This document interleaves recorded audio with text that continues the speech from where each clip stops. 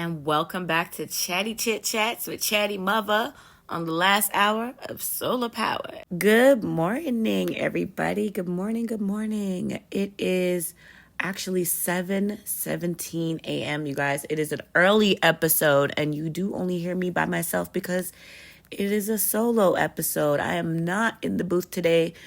Shouts out to my girl Priscilla.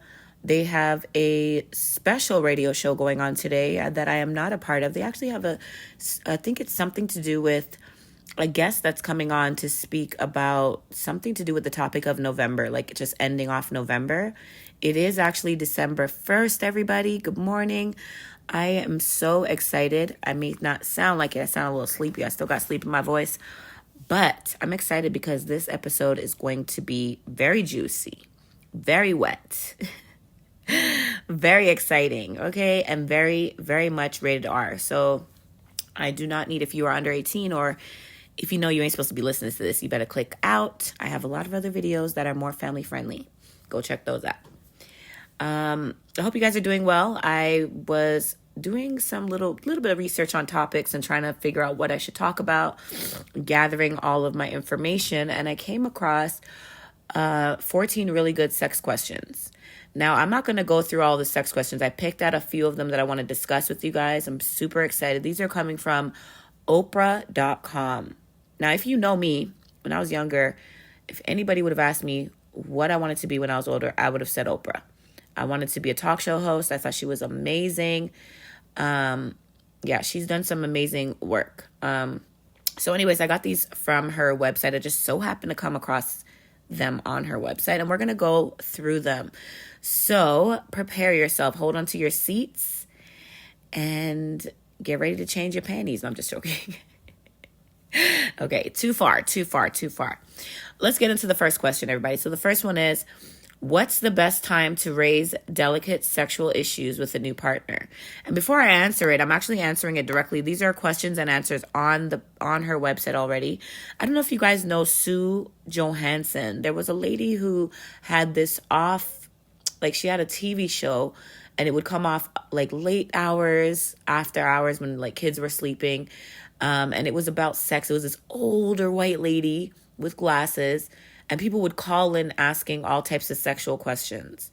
That show was so good. I actually enjoyed it. The only part that was kind of weird to me was that she was an older woman, which I guess also being younger, because I was a lot younger watching this. Definitely probably shouldn't have been watching it.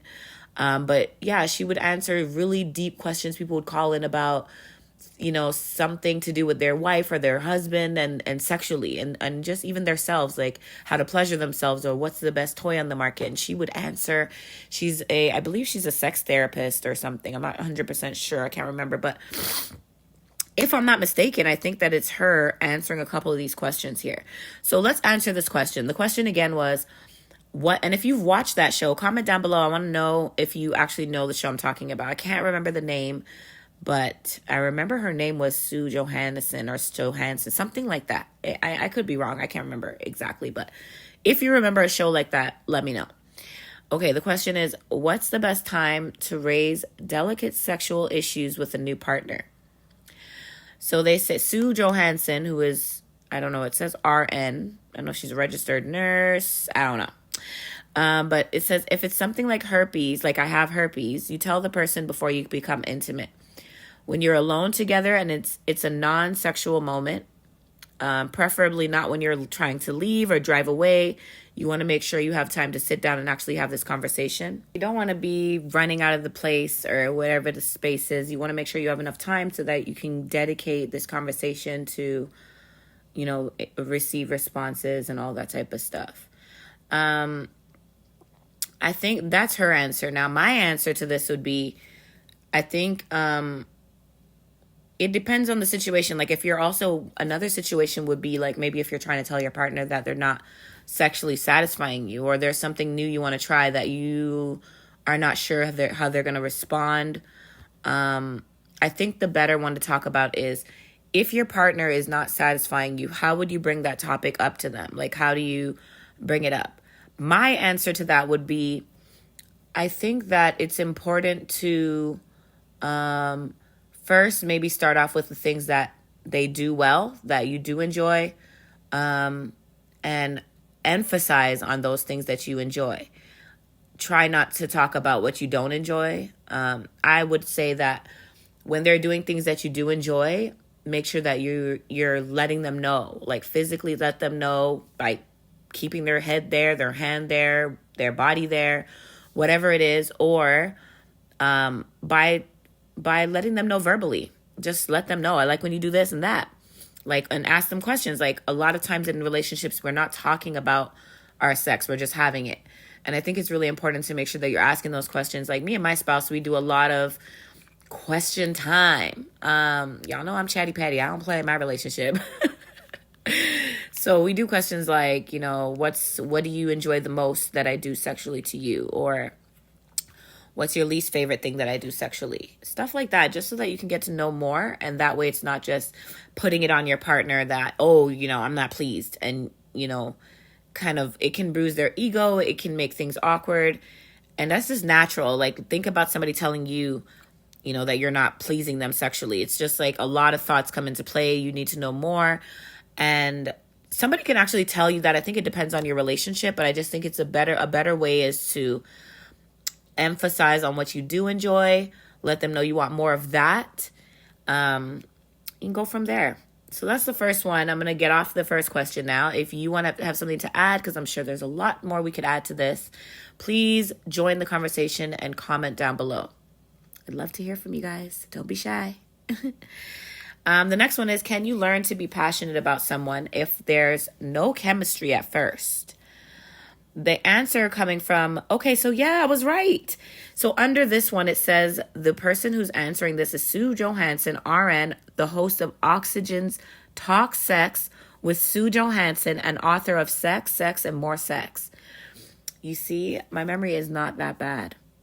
So yeah, she was the host of the Oxygen Talk Sex show. Okay, I would love to have a show like that. Talking about sex is just everything.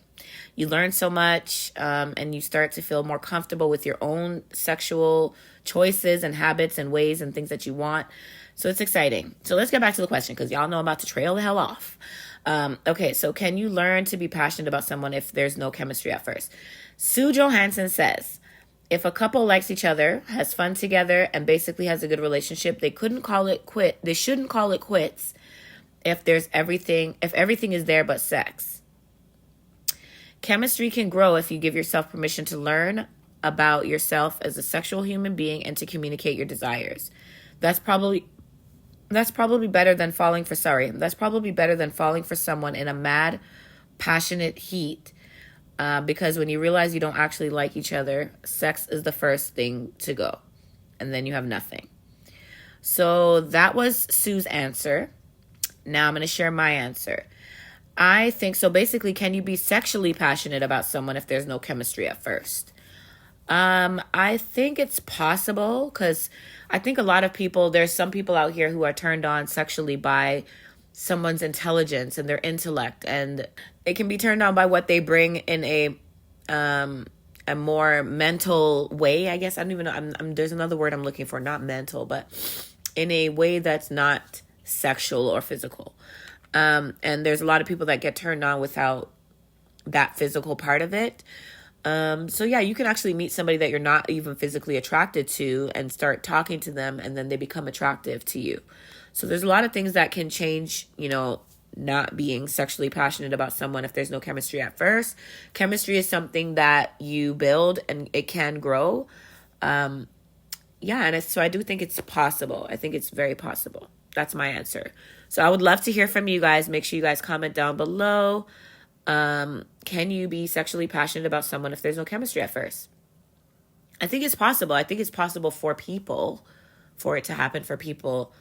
Maybe you're working with somebody for a long period of time and, you didn't look at them that way, but, maybe you go to a work party and you guys get a chance to really talk and you start feeling that sexual chemistry, So it's possible. It's possible. And also I think that,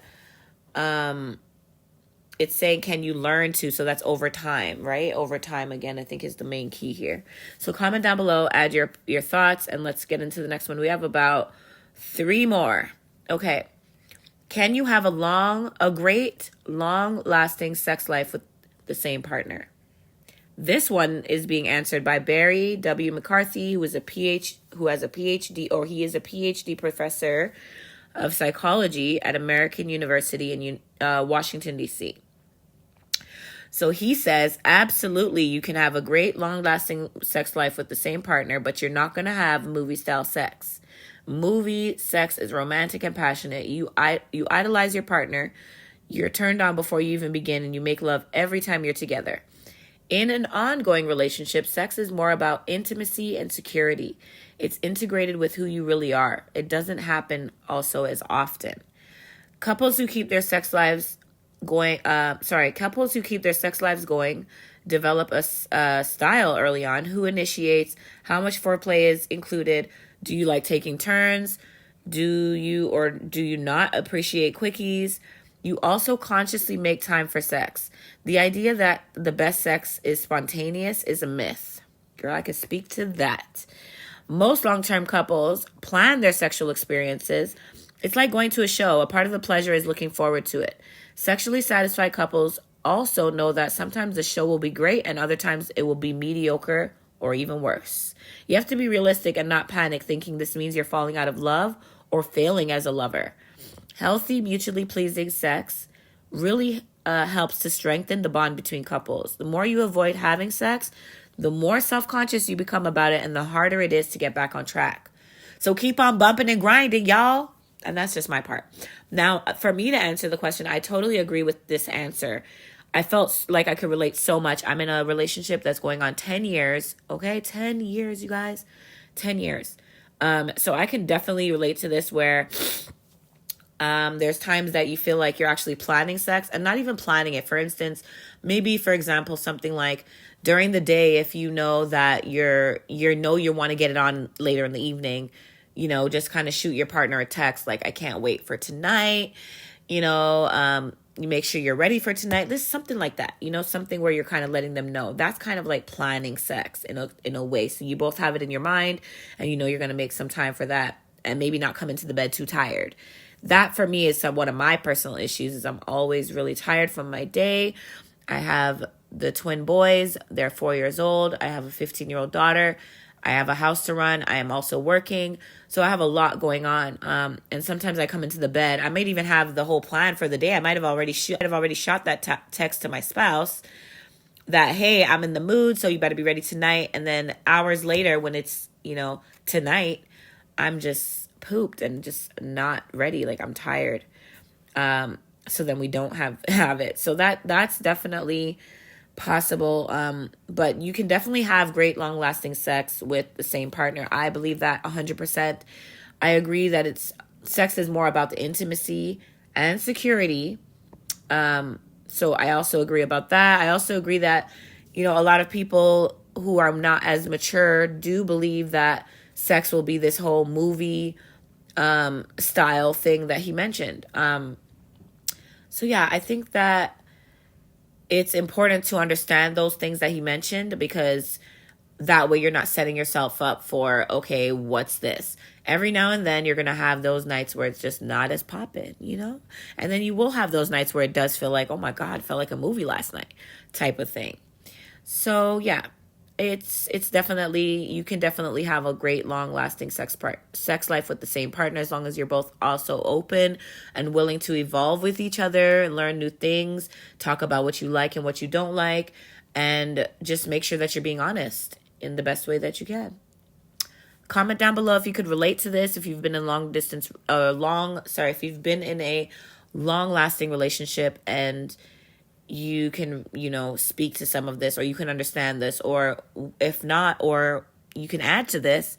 What could you add? Comment down below. What would you add to this if you have anything to say? If you disagree, I also want to hear from you. I'd love to hear other perspectives. So if you don't think that you can have a great long lasting sex life with the same person, please comment down below. I'd love to hear from you.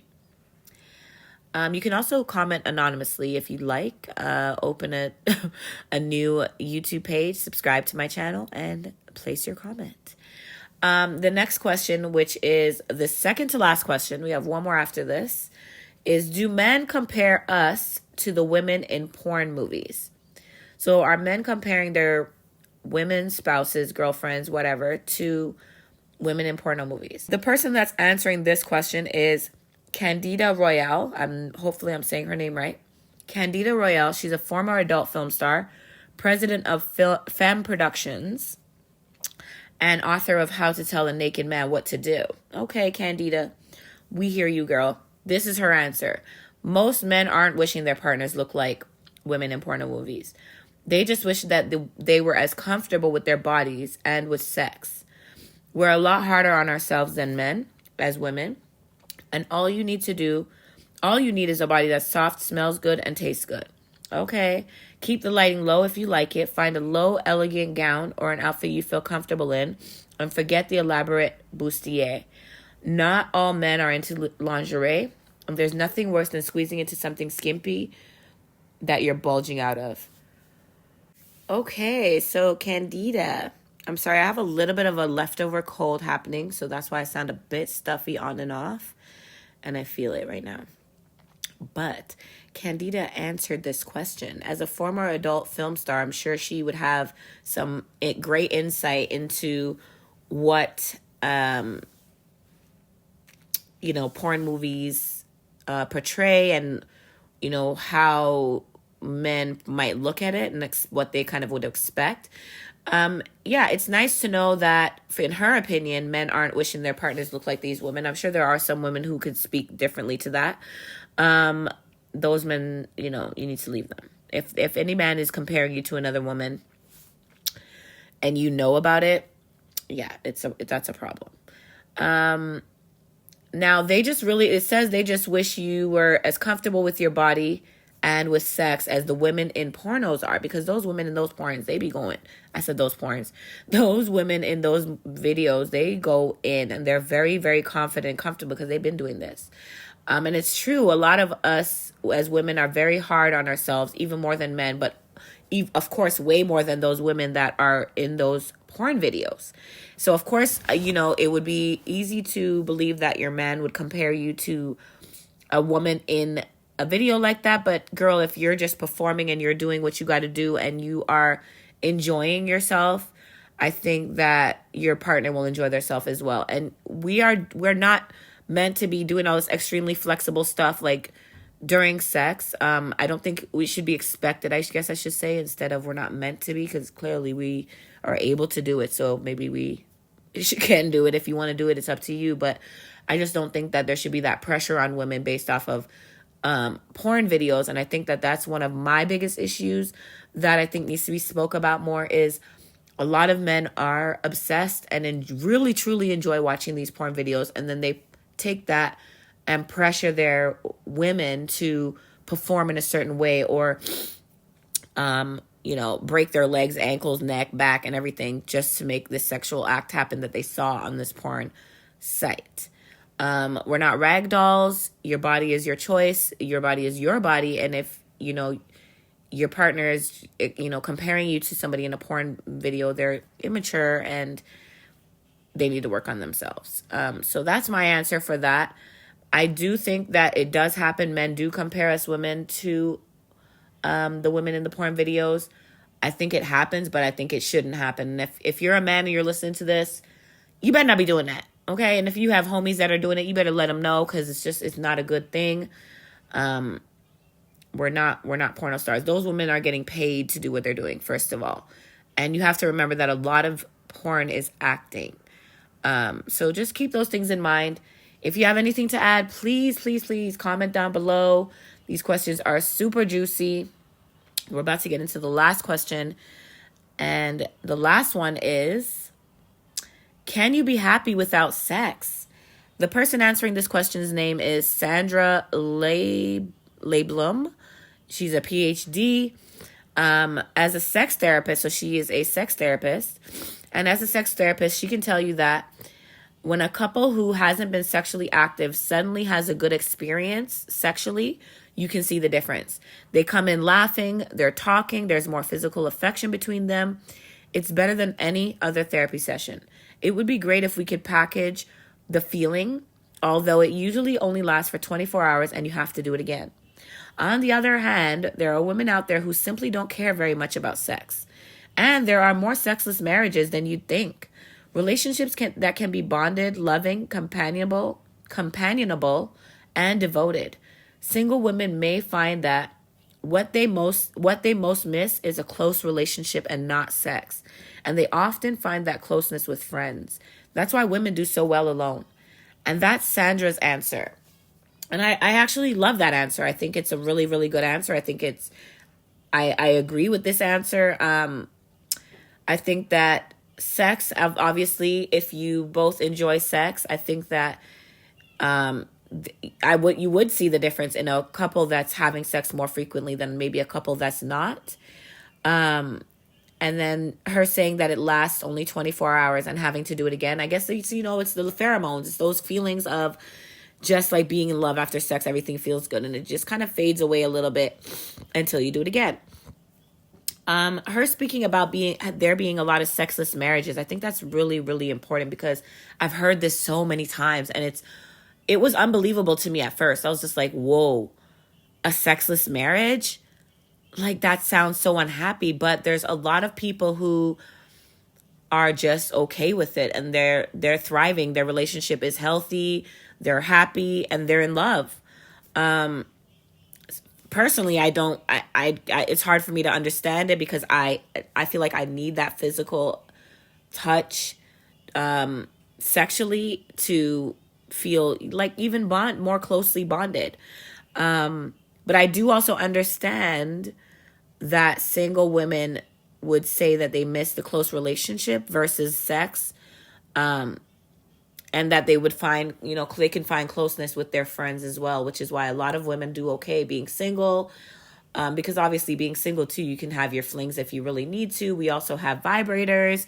We have other ways of pleasing ourselves. So it's not, as needed. And I do want to speak to this part of why a lot of women do well alone. And that they would miss the companionship and the, just having that closeness and not feeling lonely, having somebody to have conversations with, somebody to check on you, and just somebody to love on and like cuddle with versus sex. Because a lot of times in sex, the woman is not really, she's able to please herself better than her partner could even get close to. And a lot of times it's because we have these men that are out here thinking they're pleasing women and giving women orgasms, and they're not. And a lot of it is the responsibility of women because women are not speaking up and saying, no, I didn't have an orgasm. There's a lot of faking going on. I know this from personal experience. I definitely faked a lot of orgasms in my life. And my sex life didn't change until I started speaking up and actually saying what I enjoyed and saying, no, I didn't have an orgasm, and didn't have to be rude, didn't have to bruise anybody's ego. It's just, if you're going to ask me, I'm going to be honest. And I'm not going to be fake shaking my legs and faking and doing all that trembling and all the extra stuff to please your ego when you're actually having an orgasm. I think it's really unfair. A lot of women go through it. And it's a matter of women also speaking up, but also let's put it back on the men. Men, you could learn more about how to please a woman. Have you ever picked up a book or went to Google to research and see different techniques and different methods and see what's really popular with women and what works and try different things? And have you asked your spouse, what do you like? Have you asked your spouse those questions? So yeah, that's probably why women do well without having or say that they don't miss the sex as much as they miss the companionship. And that's probably one of the biggest reasons. Because literally, if we have a vibrator, if we have a shower head, if we have our fingers, there's a lot of other things that we can do that please ourselves in a very magical way.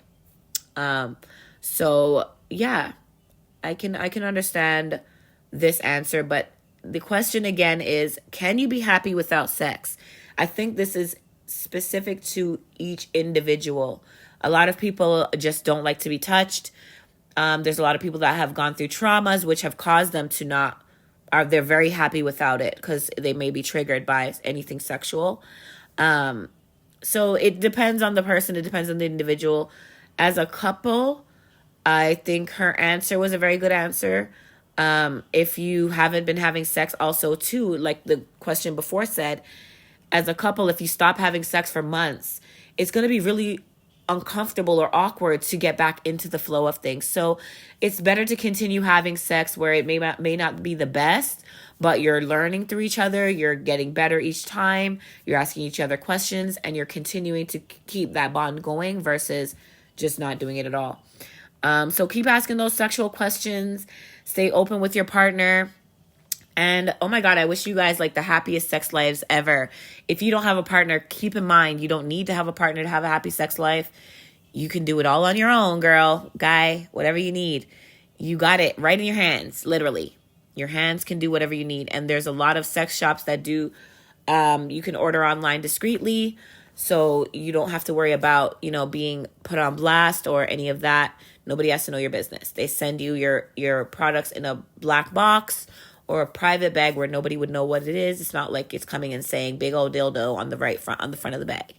Don't worry, but please enjoy your sex lives. We only live once, and that is one of the best forms of pleasure that we were given through our bodies that we can use at any moment, any time to relieve stress, tension, and just to feel good. It's yours. So do what you want with that, and I'm going to let you guys go. Be safe until the next episode. Love and light to all. Bye.